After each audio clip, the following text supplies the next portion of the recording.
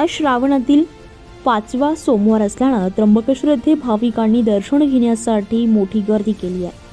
12 ज्योतिर्लिंगपैकी एक ज्योतिर्लिंग असलेलं त्र्यंबकेश्वर नगरी आणि पोळा आणि 5वा सोमवार या निमित्तानं त्र्यंबक राजाचं दर्शन घेण्यासाठी भाविकांची अलोट गर्दी या ठिकाणी दिसून आली आहे. यावेळी त्र्यंबकेश्वरचे विश्वस्त पुरुषोत्तम कडलग यांनी अधिक माहिती दिली आहे. आज 5वा आणि शेवटचा श्रावणी सोमवार आहे.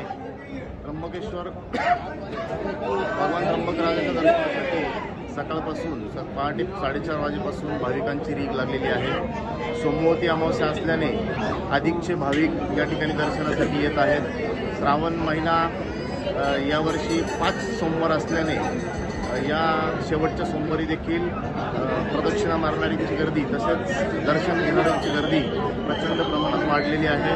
साधारण पहाटपासून जवळपास 30 ते 40 हजार भाविक त्र्यंबकेश्वरमध्ये दाखल झालेले आहेत. अतिशय शांततेने सर्व व्यवस्था देवस्थान ट्रस्टच्या मार्फत करत आहे.